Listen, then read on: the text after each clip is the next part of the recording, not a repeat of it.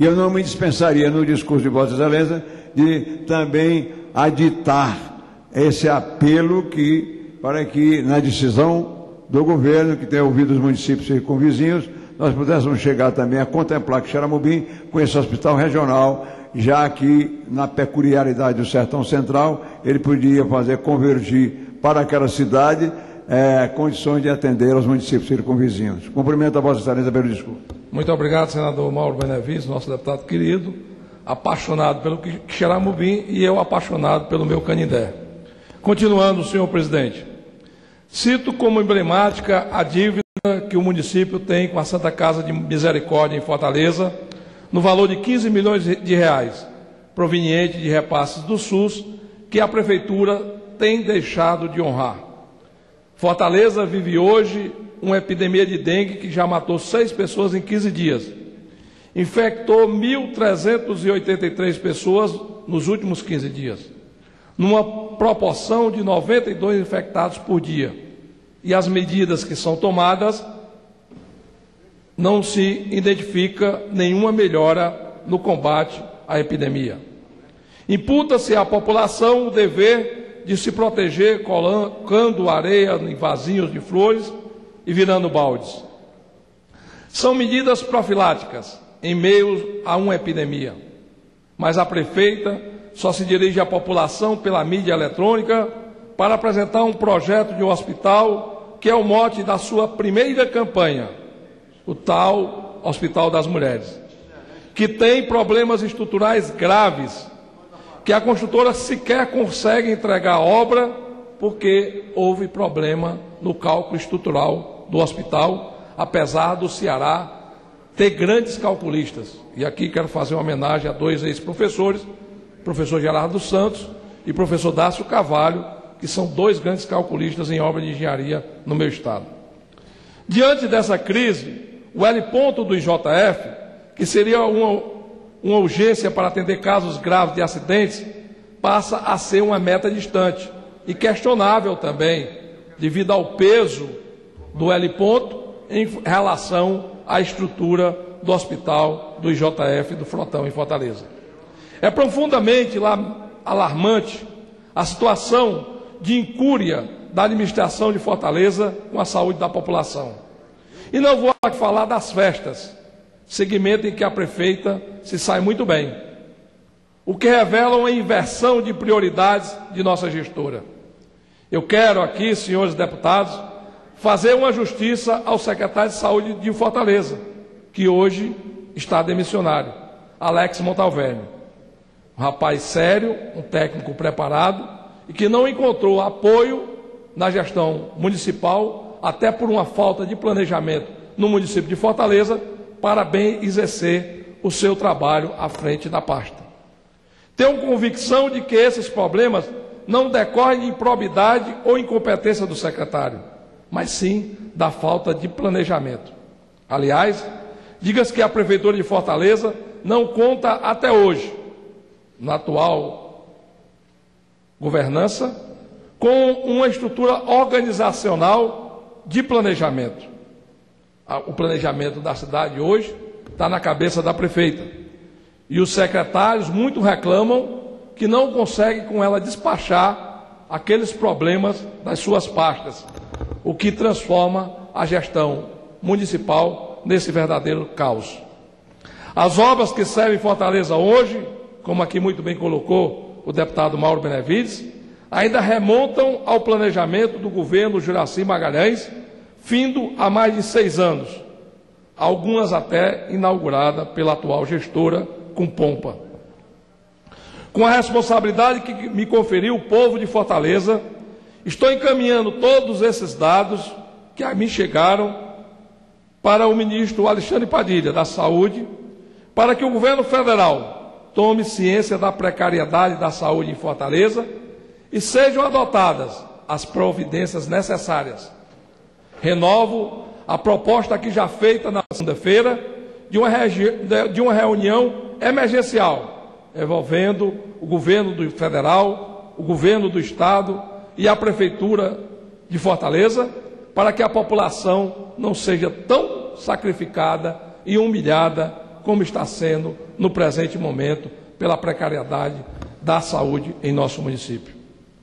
Quero aqui também, senhor presidente, dirigir-me ao Brasil na condição de relator da medida provisória 520 de 2010, que autoriza o Executivo a criar a Empresa Brasileira de Serviços Hospitalares.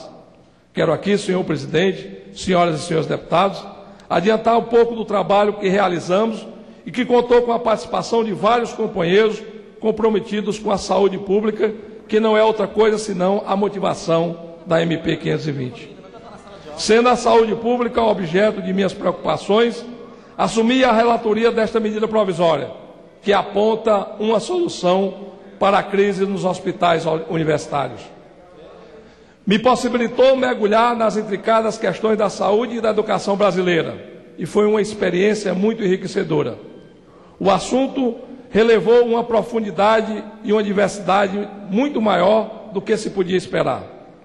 Da mesma forma, como o tema que envolve múltiplas áreas, mesmo que com um interesse comum, a polêmica que suscita tende a se tornar acirrada. Foi bom observar a paixão com que o setor saúde defende com unhas e dentes a manutenção dos ideais do Sistema Único de Saúde, incorporado, após muita luta, ao texto constitucional brasileiro. Só é possível avaliar o papel visceral dos hospitais de ensino da saúde pública brasileira quando se estuda a fundo este segmento. Por serem unidades que associam a formação de quadros em nível de graduação e pós-graduação, a prestação de serviço e o desenvolvimento de pesquisa agregam uma combinação bastante complexa de características e demandas.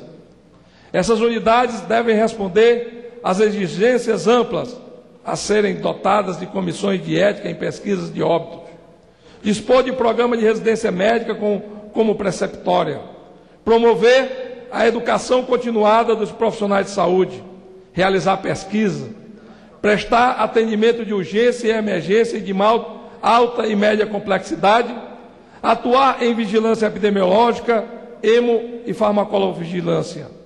Acima de tudo, deve adotar o atendimento humanizado aos pacientes, totalmente inserido na rede SUS. Precisam, no outro extremo, dispor de tecnologia de ponta. Diante da tamanha abrangência, torna-se muito fácil imaginar a dificuldade de fazer o seu gerenciamento financeiro e administrativo. Foi com efeito o que ocorreu: crises, ameaça de fechamento, sucateamento e falta de pessoal em hospitais universitários. São notícias usuais no Brasil afora.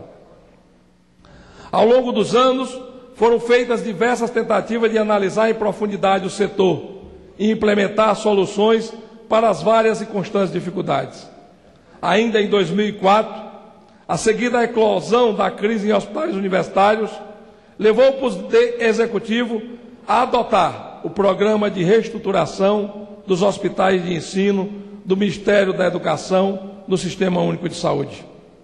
Em 2010, o presidente Lula lançou o Programa Nacional de Reestruturação dos Hospitais Universitários Federais, o REUF, que associa os Ministérios da Saúde, Educação e Planejamento, pondo adequação de instalações às exigências sanitárias, a modernização de equipamentos e o aperfeiçoamento da gestão de pessoal e do financiamento.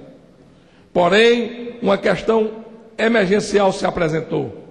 O Tribunal de Contas da União, por meio do Acordo 1520 de 2006, determinou a substituição de todos os funcionários em situação ilegal no serviço público até 31 de dezembro do ano passado. O prazo concedido para o cumprimento da determinação foi estendido algumas vezes e nem todos os órgãos públicos conseguiram obedecer. 46 hospitais e escolas de 32 universidades federais realizaram em 2009 perto de 40 milhões de procedimentos. Nele existem mais de 70 mil trabalhadores. A questão é que 26 mil deles, quase um terço, são seletistas, cedidos de outros órgãos contratados para a prestação de serviço por meio de fundação de amparo à pesquisa ou de organizações sociais. E até mesmo, pasmem, senhores deputados, senhoras deputadas, sem nenhum vínculo empregatício. Esta babel de vínculos, remunerações e status resultam em enorme dificuldade de gestão, sem contar com a insegurança gerada no ambiente de trabalho. Pois bem, imagine como ficariam o ensino e a assistência à saúde se a admissão desses 26 mil profissionais tivesse se concretizado no final do ano passado, como determinou o acórdão do Tribunal de Contas da União.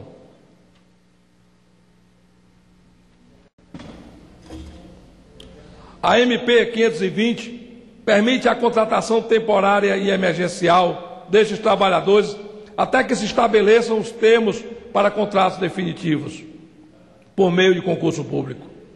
Isso para não haver solução de continuidade na atenção à saúde. Na verdade, trabalhadores com contratos irregulares devem ser substituídos por concursados, como prevê a lei. A remuneração deve obedecer a parâmetros uniformes. Mas aqui nos deparamos com uma situação de causar espanto.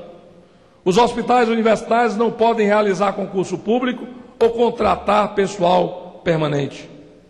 Neste caso, a própria universidade acaba arcando com os custos do pagamento do pessoal incorporado por meio de contratos irregulares, através das fundações de apoio, e acaba obrigada a empregar os recursos dos serviços de assistência em pagamento de pessoal. Assim, as dívidas se acumulam.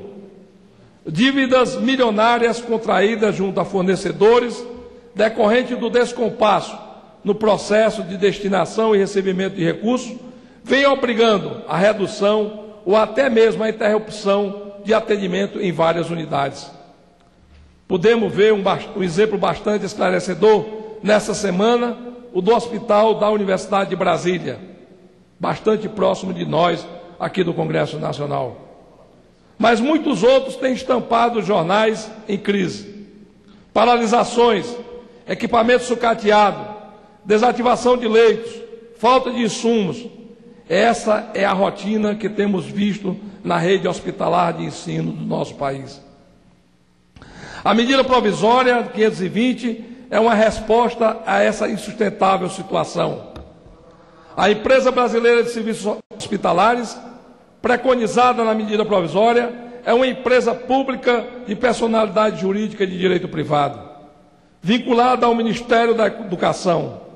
Sua tarefa será gerenciar os recursos para agilizar os procedimentos em hospitais de ensino da administração pública federal e, evidentemente, permitir o cumprimento do propósito dos hospitais universitários, formar com qualidade os profissionais da área de saúde e atender às demandas da população e desenvolver atividades de ensino e pesquisa. A proposta é inspirada no modelo que adota o Hospital de Clínicas de Porto Alegre. Tive a oportunidade, ao lado de companheiros da Comissão de Educação e de Seguridade Social e Família desta casa, de visitar esta instituição. E a sensação é de que o modelo é extremamente favorável. Acredito ser muito salutar incorporar experiências exitosas para o equacionamento de problemas dessa natureza. E essa experiência já está aqui no Brasil, ao nosso alcance, na Universidade Federal do Rio Grande do Sul. O texto deixa claro que as universidades serão livres para firmar contratos com a EBSER, se assim o desejarem. Esta opção é inteiramente voluntária. O atendimento médico hospitalar continuará. Por favor, senhor presidente, peço um pouco mais de tempo para concluir o meu pronunciamento. Esta opção será inteiramente voluntária. O atendimento médico hospitalar continuará a seguir a principal diretriz do Sistema Único de Saúde. Será público, integral e inteiramente gratuito. Reitero este ponto, senhor presidente, por ter ouvido em diversas ocasiões os temores de que essa inovação pudesse provocar a preferência para o atendimento a pacientes que pudessem pagar, ou para aqueles titulares de planos e seguros privados de saúde. A tão temida dupla porta de entrada. Reforço mais uma vez, essa não será uma medida excludente. O atendimento continuará a ser feito, como sempre foi, exclusivamente pelo SUS, seguindo os ditames constitucionais: universalidade, integralidade e gratuidade. Senhor presidente, deputado Francisco Escócio, o esforço desta Casa para ouvir com imparcialidade e justiça a todos os lados envolvidos na questão foi exemplar. Argumentos dos mais diversas naturezas foram apreciados e considerados. Realizamos mais de 10 reuniões em audiências públicas em diferentes órgãos desta Casa, nas comissões de Seguridade Social e Família, de Trabalho, Administração e Serviço Público e de Educação e Cultura. Puderam expressar livremente suas opiniões representantes dos ministérios, sindicatos, universidades, docentes e funcionários. Foram feitos debates com representantes da Andifes, do INCA, da Escola Paulista de Medicina, da Frasubra, da CNTS, com representantes de hospitais universitários federais e residências em saúde em todo o país. Visitamos hospitais universitários onde pudemos constatar a realidade de modo mais concreto. É surpreendente como a realidade pode se apresentar de modos tão variados. Pude ver unidades operando em condições que se aproximam do caos e unidades que me deixaram convencidos de que existem soluções para que os hospitais universitários cumpram idealmente sua vocação e sejam um exemplo. Represento nesta Casa o povo do Estado do Ceará.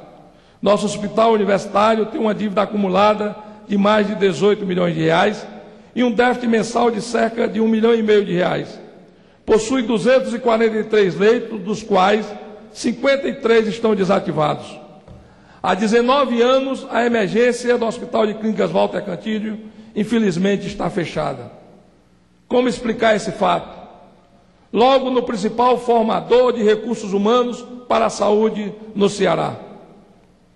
Como está sendo integralizada a formação de profissionais de medicina, enfermagem, odontologia, farmácia, sem a imprescindível vivência no atendimento aos casos de urgência e emergência.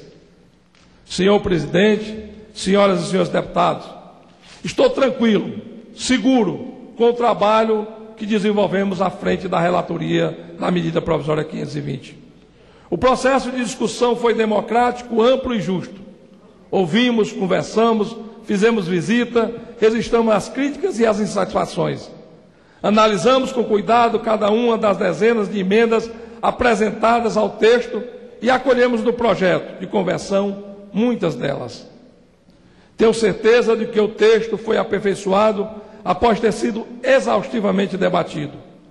Sinto que cumpri o meu dever de relator e senhor presidente. Só mais um minuto, senhor presidente, para concluir. Muito obrigado. Sinto que cumpri o meu dever de relator e desempenhei democraticamente essa função. Ao contrário de que alguns temem, a proposta da medida provisória 520 não é de privatização, pelo contrário, é de desprivatização. É trazer de volta para o setor público a direção do exercício das funções dos hospitais universitários. Nem também é de enfraquecimento do Sul. Oferece, isto sim, solução para crises que se sobrepõem e se arrastam por anos de precarização das universidades e de financiamento insuficiente e da falta de incentivo.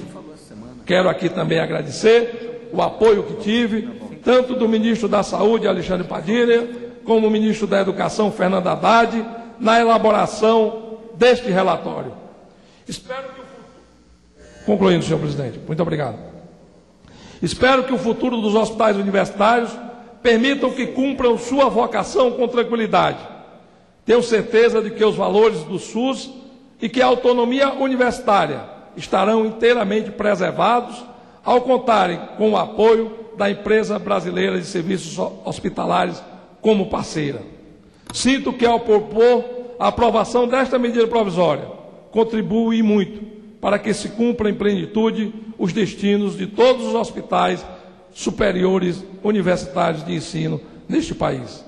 Senhor presidente, quero aqui lhe agradecer pela paciência e a todos os senhores e senhoras deputados, e pedir a inclusão